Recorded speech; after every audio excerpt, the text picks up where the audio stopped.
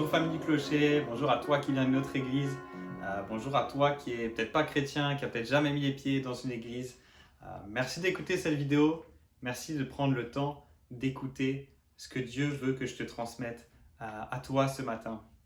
J'aurais vraiment aimé être avec toi face à face plutôt que derrière un écran. Mais au moins l'avantage c'est que tu vas pouvoir te mettre vraiment à l'aise, tu peux t'installer confortablement dans ton canapé pour m'écouter. Le discours que je fais aujourd'hui est en fait le deuxième discours d'une série qu'on fait sur le livre qui s'appelle Suis-moi, un appel à mourir, un appel à vivre. Et c'est le deuxième discours, Benjamin en a déjà fait un il y a 2 semaines, que je t'invite à aller voir sur le site du clocher, ça vaut vraiment le coup. Le titre de mon discours ce matin c'est La formidable invitation. On va voir ensemble quelle est cette formidable invitation que Dieu te fait, que Dieu me fait. Mais avant de me lancer dans le discours, j'aimerais te parler de 2 personnes que j'apprécie beaucoup, 2 personnes qui me tiennent vraiment à cœur, que j'aime. Ces 2 personnes, c'est Martin et Mathias. Martin et Mathias, c'est en fait mes cousins. Pour t'expliquer un petit peu, j'ai un oncle, un tonton qui s'appelle Joël, et quand il était un petit peu plus jeune que moi, peut-être début de la vingtaine, il a eu un accident. Il était à l'arrière d'une remorque et il a fait une chute directement sur le dos. Et depuis ce jour-là, il est resté paralysé des membres inférieurs. Depuis ce jour-là, il est obligé de se déplacer avec des béquilles. Et quelques années plus tard, après s'être marié avec sa femme, ils ont pris la décision de vouloir adopter un enfant. Et ils ont décidé d'adopter un garçon de Bulgarie. Et ça a été le début de longues années de démarches administratives jusqu'à ce qu'ils aient l'autorisation de l'adopter. Et pendant ces années-là, ils ont pu se rendre plusieurs fois en Bulgarie dans un orphelinat. Et c'est là qu'ils ont rencontré Mathias. Et ils sont tout de suite attachés à lui. Et finalement, après 2 ans et demi de démarche, ils ont eu l'autorisation de l'adopter. Et Mathias est devenu leur fils adoptif. Mathias est entré dans leur famille. Mathias est entré aussi dans ma famille, c'est devenu mon cousin. Et ce qui est fou, c'est qu'en fait, Joël et Rachel, mon oncle et ma tante, ont commencé les démarches administratives avant même que Mathias était né. Et quelques années plus tard, il s'est passé environ la même chose. Ils ont décidé d'adopter un deuxième enfant qui venait cette fois d'un orphelinat en Russie. Et ils ont adopté Martin, qui est devenu leur deuxième fils adoptif. Et là encore, ils ont entamé les démarches avant même que Martin soit né. Et pourquoi est-ce que je te parle de ça? C'est parce qu'en fait, Dieu, dans la Bible, il utilise souvent cette image de l'adoption pour parler de sa relation avec les hommes. C'est une image qui est très forte et qui décrit bien la relation de Dieu avec son peuple. Avant même que Mathias et Martin naissent, mon oncle et ma tante avaient la volonté de les adopter. Et ils mettaient tout en œuvre pour qu'ils fassent partie de leur famille. Alors qu'ils n'étaient même pas encore nés, mon oncle et ma tante les aimaient déjà. Ils priaient déjà pour ces 2 petits gars qui allaient devenir leurs fils. Et quand Martin et Mathias se sont retrouvés dans les bras de Joël et Rachel, ils n'avaient aucune idée en fait de tout ce qui avait lieu avant pour que ça puisse arriver. On est d'accord, Martin et Mathias ont absolument rien fait pour être adoptés. Une adoption commence toujours sur l'initiative d'un parent et non sur l'initiative d'un enfant. Ce n'est pas Mathias et Martin qui ont invité Joël et Rachel à venir les chercher en Bulgarie et en Russie. Ce n'est pas Mathias et Martin qui ont cherché Joël et Rachel, mais c'est Joël et Rachel qui sont allés chercher Mathias et Martin. C'est grâce à un amour qui est complètement hors de leur imagination et qui est hors de leur contrôle que ces 2 petits orphelins sont devenus leurs fils. Et en fait, c'est un peu de la même manière que Dieu t'aime, que Dieu m'aime et qu'il veut nous adopter dans sa famille. Tu as sûrement déjà entendu dire qu'on devient chrétien en invitant Jésus dans notre cœur. Et il y a une expression qui dit ça, cette expression elle dit « J'ai accepté Jésus dans mon cœur ». C'est une expression qu'on entend couramment, mais cette expression elle est pas mal maladroite. Parce qu'en fait, ce n'est pas vraiment nous qui invitons Jésus, Mais c'est Jésus, au contraire, qui nous invite. On n'est pas sauvé parce qu'on invite Jésus dans notre vie. Mais au contraire, c'est Dieu qui, avant même notre essence, mettait tout en œuvre pour nous adopter dans sa famille. Et il y a un verset dans la Bible qui décrit vraiment bien cela. Je vais te le lire, c'est dans Éphésiens 1, le verset 4. En Jésus, Dieu nous a choisis avant la création du monde pour que nous soyons saints et sans défaut devant lui. Dans son amour, il nous a prédestinés à être ses enfants adoptifs. Comment? Par Jésus-Christ.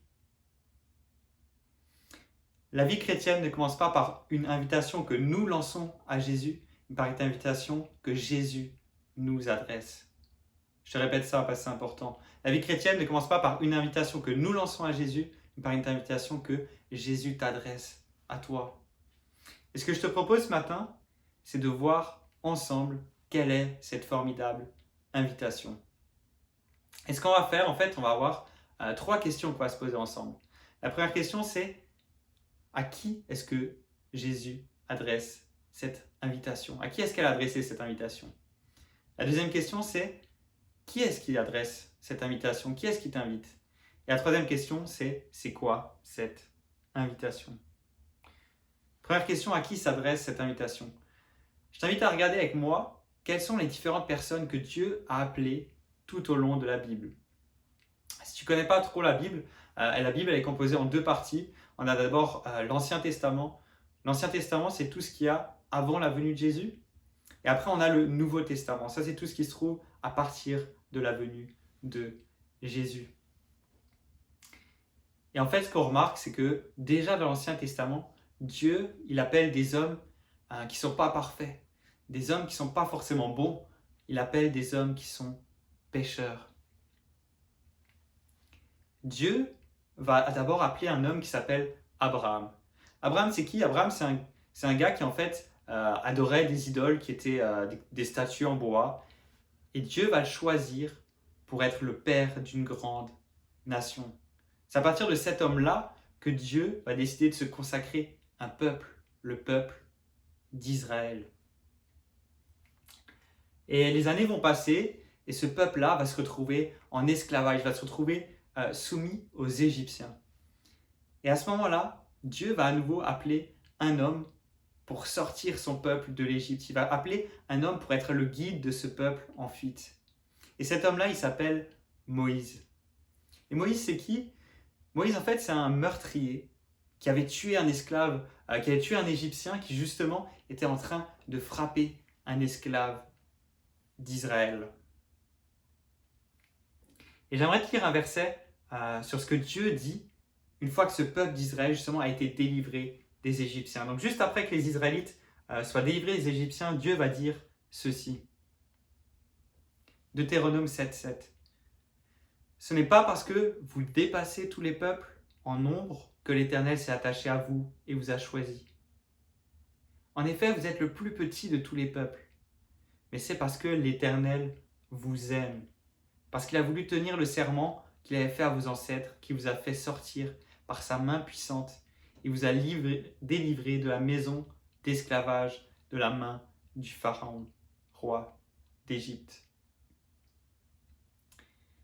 Les Israélites n'avaient aucun mérite pour que Dieu les choisisse, pour que Dieu les appelle. Et en fait, c'est pareil pour toi, pour moi. On n'a aucun mérite dans le fait que Dieu nous choisisse, mais il le fait par amour, parce qu'il nous aime.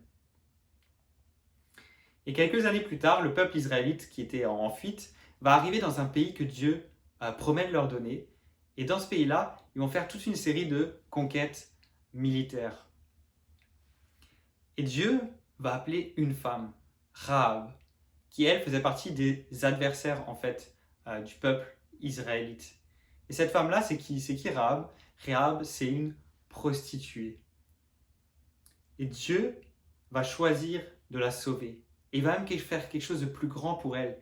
Il va la choisir pour être l'ancêtre du grand roi David. Ça va être le plus grand roi du peuple d'Israël.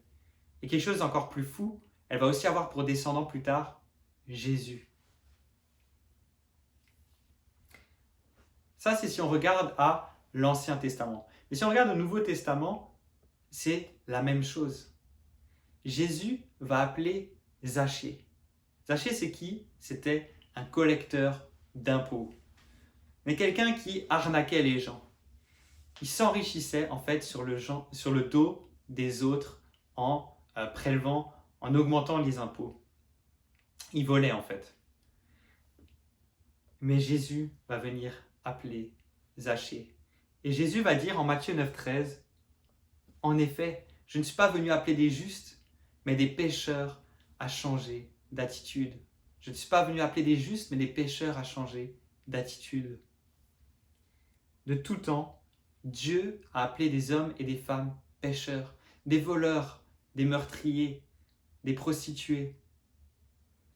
Donc à qui s'adresse cette invitation? Cette formidable invitation s'adresse à des pécheurs. Peut-être que malgré ce que je viens de te dire, tu auras envie de me répondre « Ouais, mais Thibaut, tu sais pas tout ce que j'ai déjà pu faire dans ma vie. Tu connais pas mon passé. Je pourrais même pas te raconter certaines choses que j'ai fait, tellement j'en ai honte, tellement c'est grave. J'ai trompé ma conjointe à plusieurs reprises.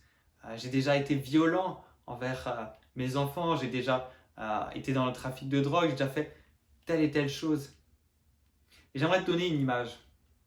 Je pense qu'on le sait tous. Quand tu verses de l'eau, ce qui se passe, c'est que l'eau va toujours couler vers le point le plus bas. Mais avec la grâce de Dieu, c'est pareil. La grâce de Dieu va toujours couler vers ce qu'il y a de plus bas, vers ce qu'il y a de plus honteux. Et tu ne peux jamais être trop bas, trop honteux pour être hors d'atteinte de Dieu. Tu ne peux jamais avoir fait trop de mal, trop de péché pour être sauvé, pour recevoir cette invitation. Mais ton problème, ça peut être aussi l'inverse. Et c'est souvent plus le cas. C'est souvent notre problème. Peut-être que tu as des difficultés à comprendre le principe du péché et la gravité du péché. Peut-être quand tu te compares à ces hommes, ces femmes que je t'ai listé tantôt, tu me dis « Bah, je suis pas si pire, ma situation est pas si pire, mon mode de vie est pas si terrible que ça, j'ai jamais fait rien de bien trop grave. » Et tu te dis « Ouais, même si Dieu existait, je vois pas pourquoi est-ce qu'il me punirait. » Et tu vois là, on est face à un problème, mon ami. On est face à un gros problème qu'on a tous, c'est qu'on considère la gravité du péché en fonction de notre propre barème. On a tous un barème où on évalue nos actions entre ce qui est grave, ce qui n'est pas grave. Et on évalue le péché aussi en fonction de ça. Je te donne un exemple. Peut-être tu te dis, oh, tu sais, piquer des crises de colère de temps en temps, pogner une chicane, puis m'énerver contre mon mari, contre ma femme, contre ma blonde, c'est pas si grave que ça. Ou regarder de la pornographie, on est d'accord, c'est pas bien, mais tu sais, il y a beaucoup de monde qui le fait, je suis pas tout seul, c'est pas si grave que ça. Mais j'aimerais que tu retiennes ça. La conséquence du péché n'est pas déterminée par ton appréciation de sa gravité, mais par la personne qui est offensée. Je répète, la conséquence du péché, elle n'est pas déterminée par ta propre appréciation de sa gravité, mais par la personne que tu offenses.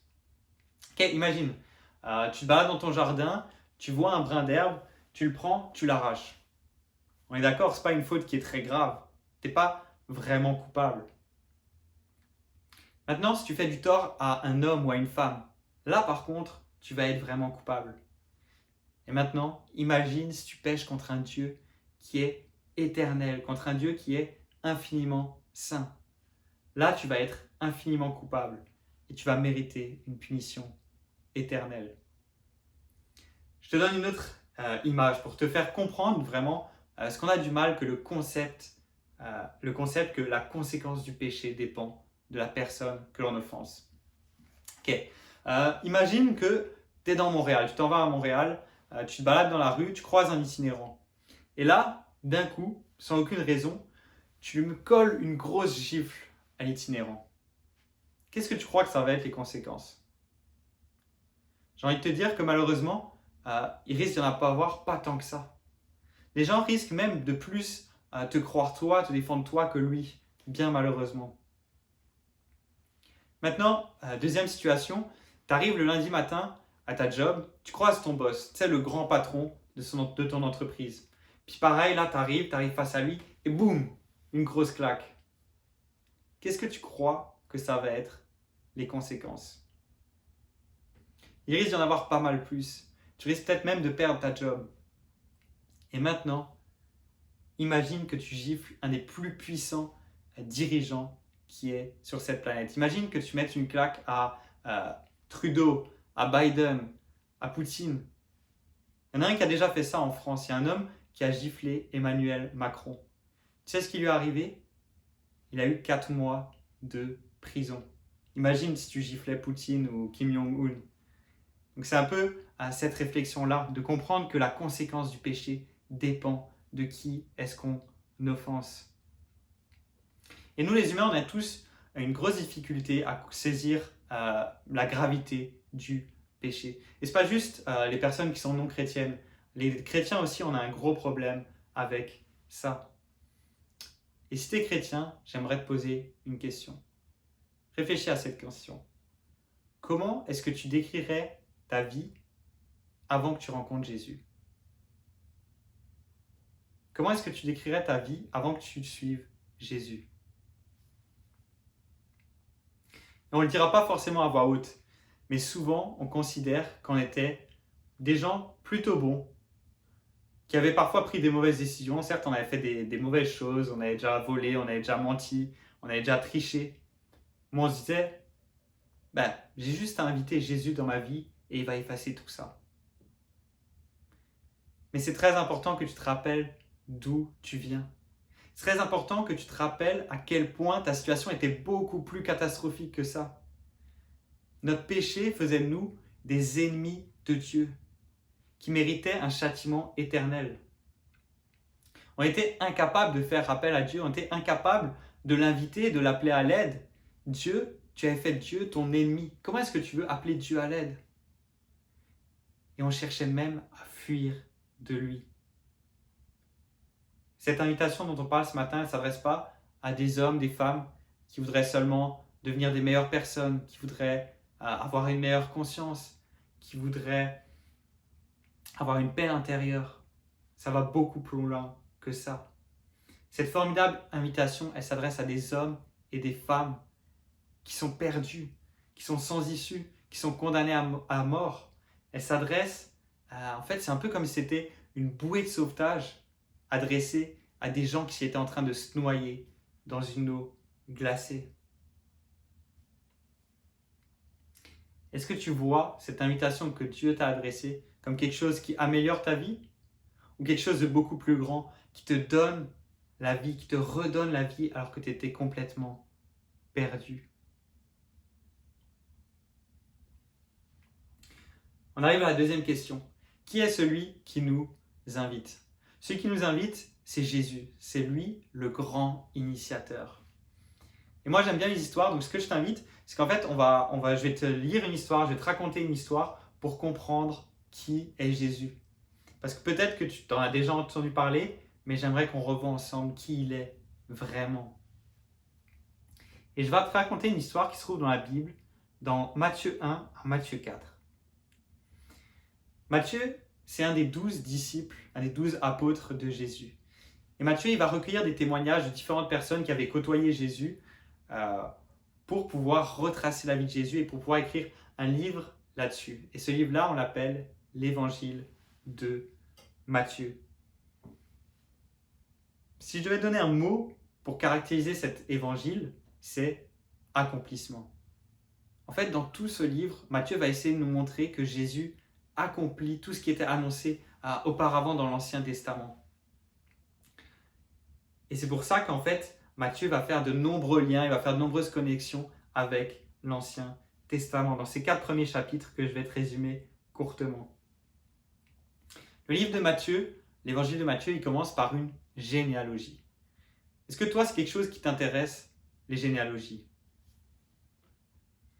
Moi, personnellement, c'est pas forcément quelque chose qui m'intéresse. Et j'imagine pour la plupart des gens, c'est pas non plus quelque chose qui vous intéresse trop. Mais celle de Jésus, la généalogie de Jésus, je la trouve très intéressante. Pourquoi? Parce qu'on voit qu'en fait, Jésus, il descend d'Abraham. C'est un descendant d'Abraham et c'est un descendant aussi de David. Et Dieu, il avait promis à David deux choses. Il avait fait deux promesses. Il avait promis premièrement que sa descendance régnerait éternellement. Et il a promis une deuxième chose, c'est qu'un de ses descendants serait le sauveur du peuple juif, celui qu'on appelle le Messie. Et Jésus va accomplir ces deux promesses. Il va être le roi éternel et il va être le sauveur des Juifs. Mais comme je t'ai dit, on apprend aussi que c'est le descendant d'Abraham. Or Dieu, il avait aussi fait une promesse à Abraham. Il lui a dit que toutes les nations, tous les peuples de la terre seraient bénis par Abraham et par sa descendance. Et Jésus va aussi accomplir cette promesse parce que c'est lui qui va bénir tous les peuples en leur adressant cette invitation, en les sauvant. Et ensuite, Matthieu, il va raconter la célèbre histoire de la naissance de Jésus. Marie, la mère de Jésus, c'est une jeune femme fiancée avec Joseph. Ils n'étaient pas encore mariés, ils ne vivaient pas encore ensemble, ils n'avaient jamais couché ensemble. Et un jour, il y a un ange qui apparaît à Marie et qui lui dit qu'elle allait être enceinte. Et que c'est le Saint-Esprit qui la rendrait enceinte sans qu'on puisse vraiment expliquer comment. C'est quelque chose de très surnaturel qui dépasse notre logique humaine. Mais ce que dit l'ange finit par arriver. Marie tombe enceinte, son ventre commence à grossir petit à petit. Et un jour, Joseph qui arrive, qui vient voir Marie et dit dis donc chérie, t'aurais pas grossi un peu? Non, c'est pas vrai. Joseph savait très bien que tu peux pas dire ça à ta blonde. C'est un peu une règle non écrite pour tous les gars. Là, on sait qu'on peut pas faire ça. Bref, en fait, Joseph, il finit par apprendre que Marie est enceinte, sûrement qu'elle lui annonce. Puis là, Joseph, il est pas bête. Il sait qu'il n'a pas couché avec Marie et il sait que l'enfant vient pas de lui. Mais il aime Marie. Et il sait que Marie, elle risque très gros s'il l'accuse d'adultère. Donc là, Joseph, il se dit, j'ai une idée. Je vais rompre avec Marie, mais je vais essayer de faire ça secrètement. Comme ça, elle risquera rien. Mais là, qu'est-ce qui arrive? Il y a un ange qui apparaît aussi à Joseph. Et l'ange va lui confirmer, il va dire, si Joseph, cet enfant-là, qu'elle porte Marie, il vient bien du Saint-Esprit. C'est un enfant qui vient de Dieu. Et il lui dit que ce sera l'accomplissement d'une prophétie, d'une promesse de l'Ancien Testament qui annonçait qu'une vierge serait enceinte. Et l'ange va aussi lui dire qu'il appellera cet enfant Jésus et qu'il allait sauver le peuple juif de leurs péchés. Je ne sais pas si tu te rends compte là, ce petit gars-là, ce petit garçon qu'elle avait dans le ventre, allait être le sauveur des Juifs. C'est pas n'importe qui. C'est Dieu lui-même qui l'a créé pour venir sauver les Juifs. Joseph, finalement, il décide d'écouter ce qu'il dit l'ange. Il ne rompt pas avec Marie. Et Jésus, il va naître dans une ville qui est appelée Bethléem. Et là encore, c'est une prophétie de l'Ancien Testament qui s'accomplit. Et à ce moment-là, dans un pays qui est vraiment lointain, dans un pays qui est complètement en Orient, donc ça veut dire à l'Est, j'imagine, par là-bas pour toi, un pays complètement à l'Est, il y a des hommes qui étaient très importants, des hommes qui étaient riches, qui étaient puissants, qui étudiaient les étoiles. Ces hommes-là, on les appelle comment? On les appelait des mages. Et là, en étudiant les étoiles, ils se rendent compte que le roi des Juifs vient de naître. Et là, ils rassemblent toutes leurs affaires et ils disent « Hé les gars, faut qu'on y aille, il faut qu'on parte, il faut qu'on aille voir ce nouveau roi, il faut qu'on aille l'adorer. » Et là encore, c'est l'accomplissement d'une prophétie qui annonçait que les nations viendraient honorer le Messie. Et à ce moment-là, ils vont partir et ils vont parcourir des milliers et des milliers de kilomètres pendant plusieurs mois, guidés par une étoile pour aller adorer ce roi qui venait de naître. Et les hommes riches, ils finissent par arriver devant la maison où se trouvent Marie et Jésus. Et là, qu'est-ce qu'ils vont faire? Ils vont venir se prosterner devant Jésus. Ils vont venir l'adorer. Ils vont venir lui offrir des cadeaux de très grande valeur, de l'or, de l'encens, de la myrrhe. Et pourquoi ils font ça? Parce qu'ils reconnaissent que ce petit enfant de quelques mois est quelqu'un qui était très important. C'est le roi des Juifs. Et ensuite, ils vont repartir chez eux. Les années passent et là, on commence à parler d'un gars, d'un homme qui est vraiment bizarre, un homme très très bizarre, un peu étrange. Il s'appelle Jean-Baptiste. Jean-Baptiste, c'est quelqu'un qui vivait dans le désert. Il était habillé avec des poils de chameau et il mangeait des sauterelles. Et il y a de plus en plus de gens qui venaient voir Jean-Baptiste. Et qu'est-ce qu'il leur annonçait? Jean-Baptiste leur disait « Repentez-vous, car le royaume des cieux est proche. » Repentez-vous, car le royaume des cieux est proche. Retiens bien cette phrase, on va la voir plus tard. Il appelait les gens à reconnaître leurs péchés et il les baptisait. Mais il annonçait aussi aux gens qu'il y avait quelqu'un de plus grand que lui qui allait venir après lui. Et la personne dont il parlait, c'était Jésus. Et un beau jour, Jésus va arriver, il va se présenter devant Jean-Baptiste et il va lui dire « Baptise-moi ». Et Jean-Baptiste lui dit « Non, Jésus, moi je ne peux pas te baptiser là, c'est à toi de me baptiser, c'est toi qui es plus important. » Mais Jésus va lui dire « Jean-Baptiste, il faut que cela s'accomplisse, baptise-moi. » Donc Jean-Baptiste finit par accepter. Jésus se fait baptiser dans le Jourdain et au moment où il ressort de l'eau, là à ce moment-là, il y a le ciel qui se déchire et il y a le Saint-Esprit qui descend comme une colombe et qui vient se poser sur Jésus. Et c'est une scène qui est vraiment extraordinaire parce qu'à ce moment-là, on entend aussi une voix qui vient du ciel et cette voix, elle dit « Celui-ci est mon fils bien-aimé, qui a toute mon approbation. » C'est Dieu qui parle depuis le ciel et qui reconnaît Jésus comme son fils. Donc si on résume ces 4 premiers chapitres, qui est Jésus? Qui est celui qui nous a invités à le suivre? Jésus, ce n'est pas un homme ordinaire. Jésus, c'est le sauveur des Juifs, celui qu'on appelle le Messie. Par sa naissance, il va accomplir plein de prophéties qui étaient annoncées dans l'Ancien Testament. Et il va accomplir encore d'autres tout au long de sa vie. Jésus, c'est quelqu'un de tellement important qu'il y a des hommes riches et puissants qui font des milliers de kilomètres pour venir le voir, pour venir se prosterner devant lui et lui offrir des cadeaux. Jésus est le Fils de Dieu. Jésus n'a pas encore commencé à faire des miracles. Il n'a pas encore commencé son ministère. Mais déjà, on est émerveillé. On est abasourdi par sa grandeur, par sa puissance, par sa majesté, par son importance.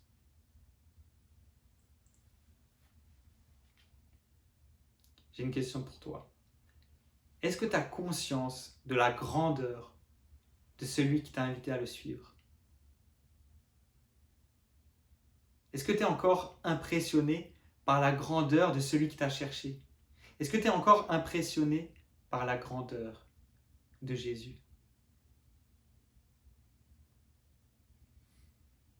Il mérite davantage qu'une simple fréquentation d'église ou une relation occasionnelle. Il mérite un abandon total et une adoration suprême. Les mages ont tout quitté, ils ont marché des mois pour venir adorer Jésus. Et toi, comment est-ce que tu réagis face à ce merveilleux Jésus? Es-tu prêt à tout abandonner pour lui? Ok, imagine quelque chose. Imagine, c'est le matin, ton réveil sonne, tu prends ton cellulaire, je ne sais pas si tu regardes tes mails le matin, je ne suis pas sûr que ce soit une bonne chose, moi je le fais beaucoup trop souvent. Tu regardes ton cellulaire, tu regardes tes mails, et là tu vois, mail du président de la République, mail du Premier ministre du Canada. Et là il y a écrit, le Premier ministre vous invite à venir le voir la semaine prochaine. En fait, c'est ce qui est arrivé vraiment à l'auteur du livre qu'on étudie en ce moment, l'auteur du livre Suis-moi. Il a reçu un mail un beau matin du président de la République aux États-Unis qui l'invitait à venir le voir la semaine prochaine. Et qu'est-ce qu'il a fait? Il a complètement bouleversé tout son programme alors qu'il avait plein de choses de prévues, des rendez-vous de prévus. Il a tout le bouleversé pour pouvoir aller voir et honorer cette invitation. Il était prêt à bouleverser tous ses plans pour y répondre. À combien plus forte raison une invitation du Dieu éternel, du Dieu qui règne à tout jamais sur tout l'univers, ça devrait bouleverser notre vie. Es-tu prêt à changer tous les plans que tu avais faits pour ta vie pour honorer l'invitation que Dieu te fait? Qu'est-ce que Dieu t'appelle à abandonner pour le suivre?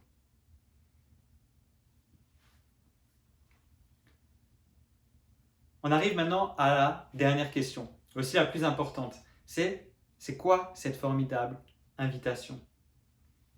On a vu à qui elle s'adressait cette invitation, à des pécheurs comme toi et moi. On a vu qu'elle venait de Jésus, du merveilleux Jésus.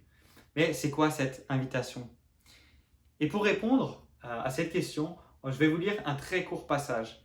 Matthieu 4, les versets 17 à 24. En fait, c'est la suite de l'histoire que je vous ai racontée tantôt.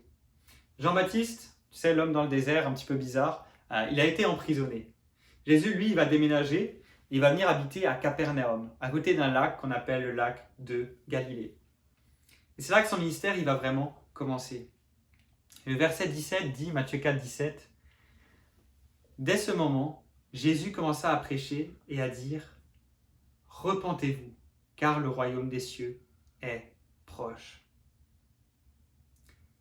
C'est le premier discours de Jésus qu'on a.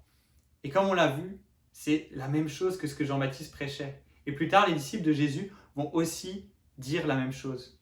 Donc cette phrase, elle paraît importante et elle mérite qu'on s'arrête là-dessus. Jésus a dit « repentez-vous ».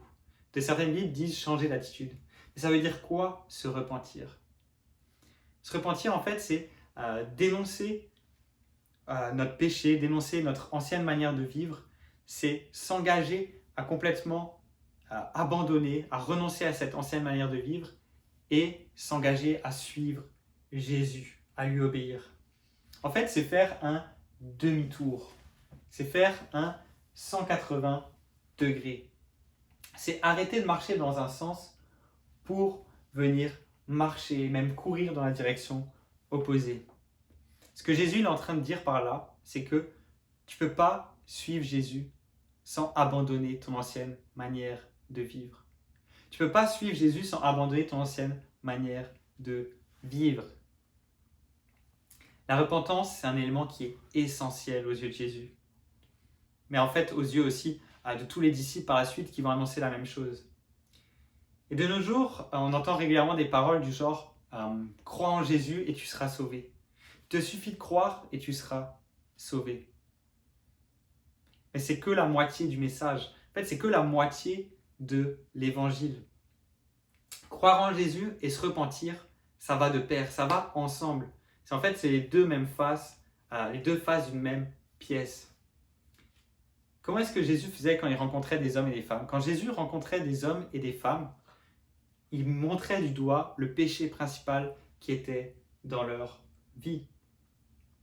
Par exemple, il va rencontrer un jeune homme qui était riche, qui avait vraiment beaucoup de moyens, beaucoup d'argent.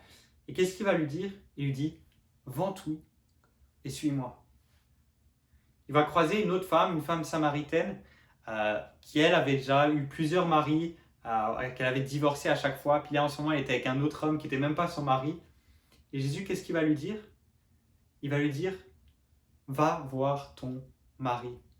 En sachant très bien qu'elle n'en avait pas. Mais ce qu'il voulait faire, c'est montrer du doigt le péché principal qui était dans sa vie.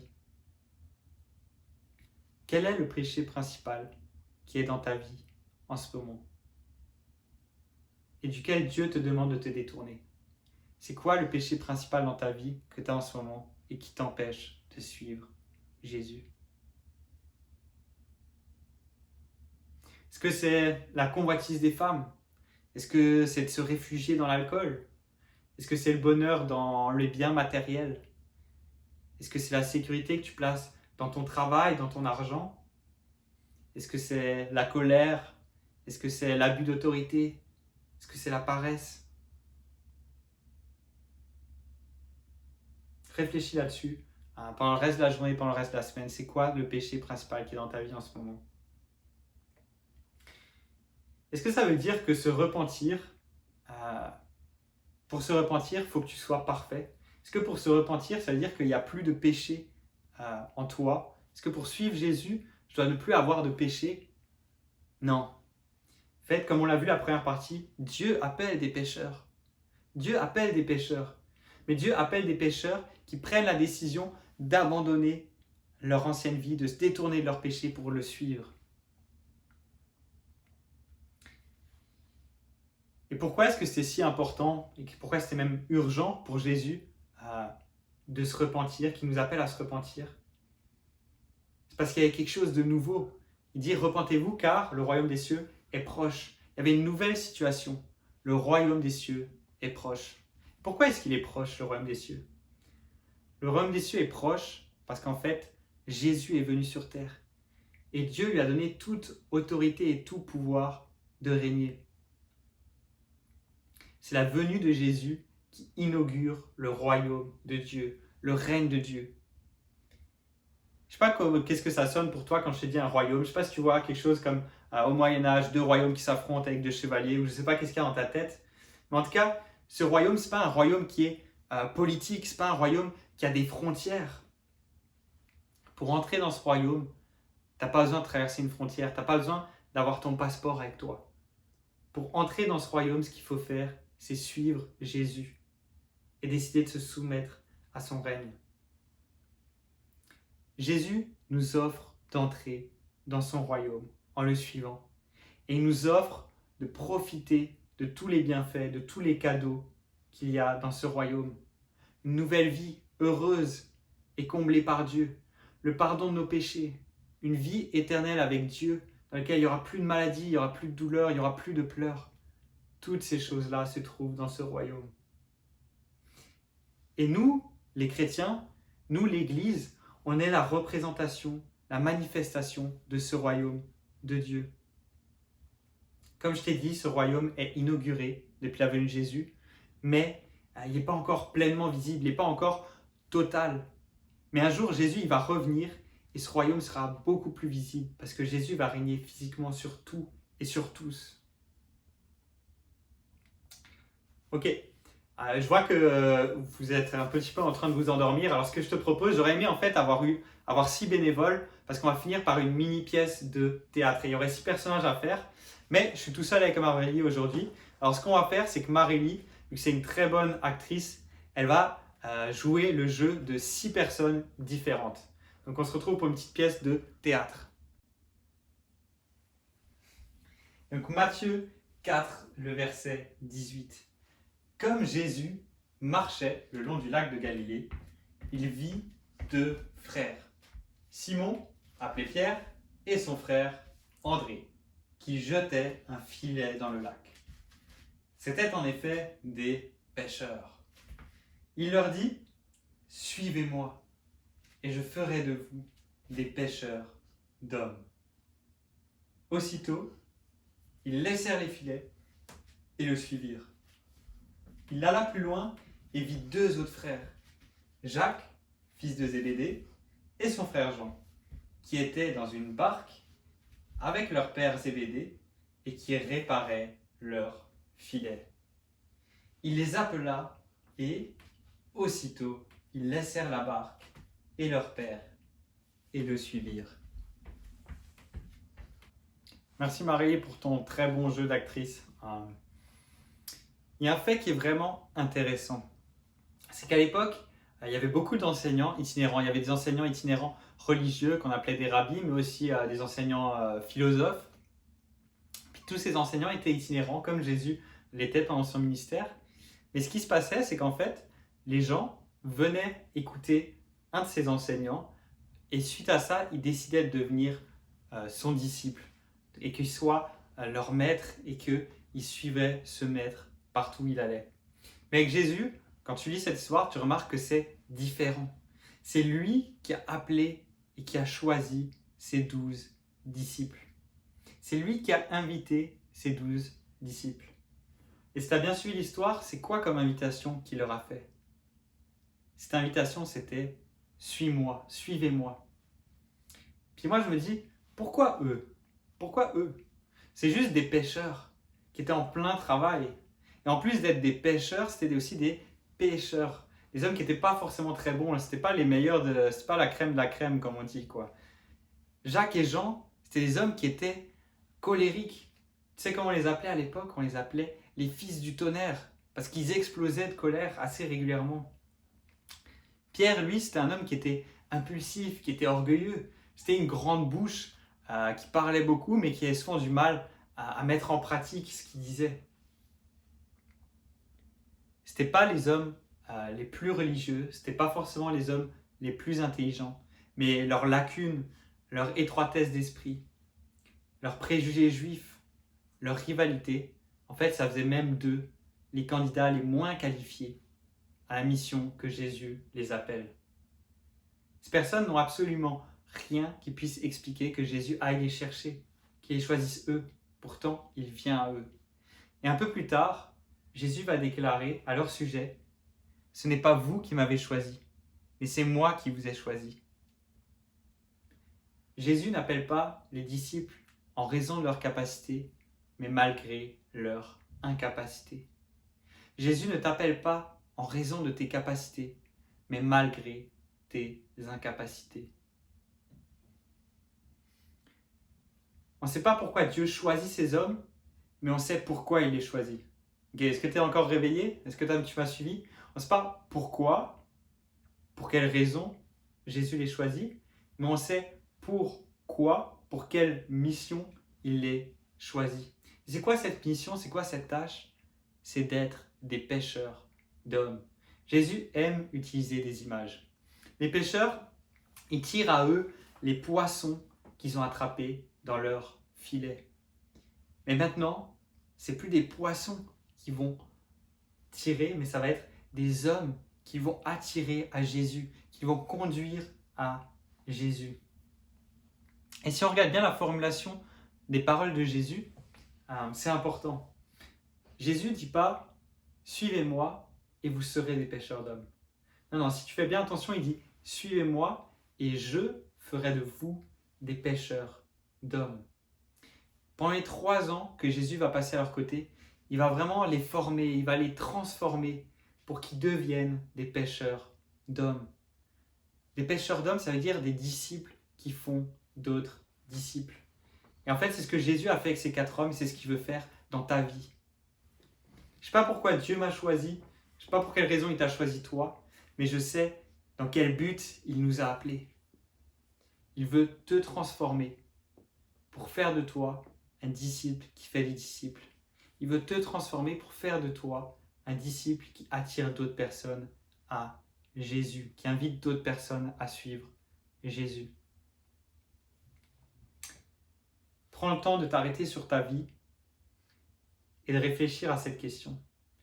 Est-ce que tu vois dans ta vie que Dieu te transforme pour faire de toi un pêcheur d'hommes? Est-ce que tu vois dans ta vie que Dieu te transforme pour faire de toi un disciple qui fait des disciples?